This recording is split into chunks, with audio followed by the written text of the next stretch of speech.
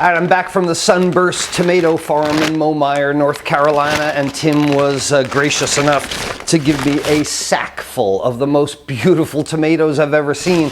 And I asked Tim, do you have a favorite tomato dish, something that you make with tomatoes? Good tomato sandwich is great, but you probably got some better ideas. No, tell me about your tomato. I want to know what the tomato farmer makes. They want to know. Just white bread, mayonnaise, and a nice slice of tomato. Well, great for the tomato farmer, but I got something else that I want to do. When I have some of the most beautiful tomatoes that I've ever seen in my life, the thing that I like to make is tomato pie. And all right, call it a pizza if you want, but it's not tomato sauce, it's sliced tomatoes.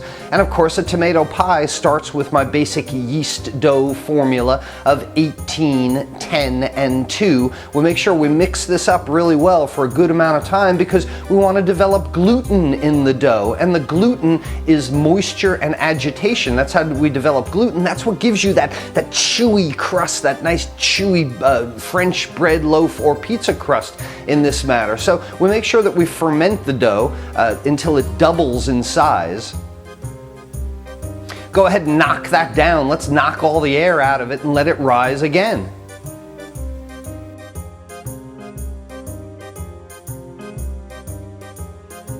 Then after the second rise, what we do, I've got this beautiful marble slab here, and having a marble slab is a great thing if you're working with dough or pastry or anything, because the thickness of the marble keeps the temperature really consistent. You want to keep your dough nice and cool. So on my nice marble slab here, a little bit of flour on the board, a little bit of flour on the dough.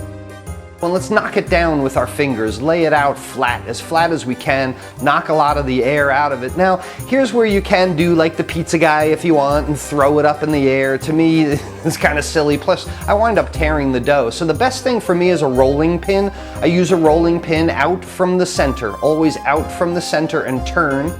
We'll dust it with a little bit more flour so it doesn't stick to our marble slab.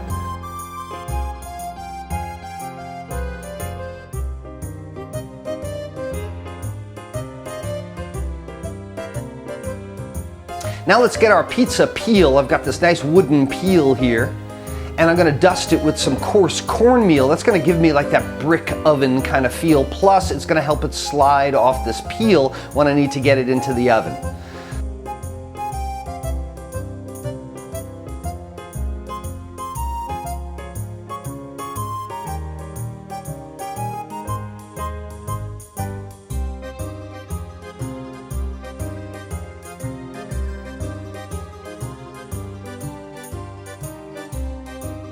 So we'll make ourselves a little end crust by just folding the dough around, making our end crust.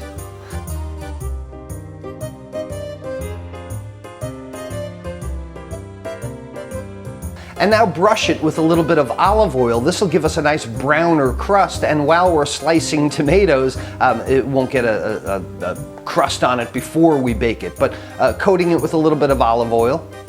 And now some chopped garlic. I love to put chopped fresh garlic under on top of the crust here. Just brush it in with the olive oil, and we'll set the crust aside.